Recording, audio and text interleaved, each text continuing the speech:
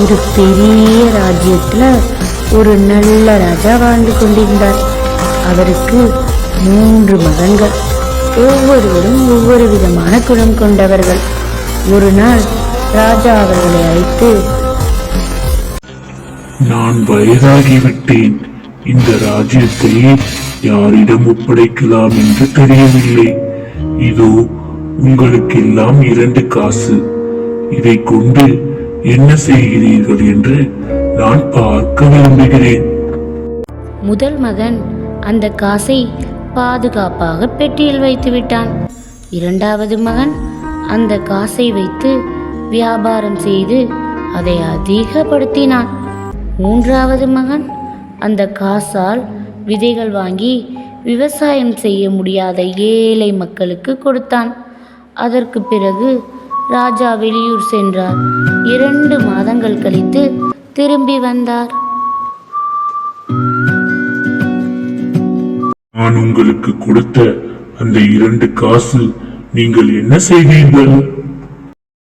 அப்பா, நான் அந்த காசை பாதுகாப்பாக வைத்திருக்கிறேன். நான் அந்த காசை வைத்து வியாபாரம் செய்து அதை இரட்டிப்பாக்கினேன். அப்பா, நான் அந்த காசால் விதைகள் வாங்கி விவசாயம் செய்ய முடியாதவர்களுக்கு கொடுத்தேன். இப்போ அவர்கள் சந்தோஷமாக வாழ்கிறார்கள். ராஜா விவசாயம் செய்த இடத்தை பார்க்கிறார். பார்த்து பெரும் மகிழ்ச்சி அடைகிறார். மீண்டும் ராஜ்யம் கூடுகிறது. ராஜா சிரித்து கூறினார், காசை பாதுகாப்பது திறமை, காசை அதிகப்படுத்துவது புத்திசாலித்தனம். ஆனால் அந்த காசால் மற்றவர்களின் வாழ்க்கையை உயர்த்துவதுதான் உண்மையான அரச குணம். ஆகையால் இன்றிலிருந்து நீயே இந்த ராஜ்யத்தின் அரசன் கூறி 3வது மகனிடம் ராஜ்யத்தை ஒப்படைத்தார்.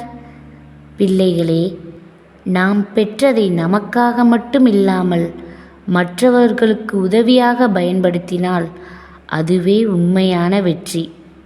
புரிஞ்சதா குழந்தைகளே? நீங்கள் அந்த மகன்களாக இருந்தால் எந்த மாதிரி நடந்திருப்பீங்க?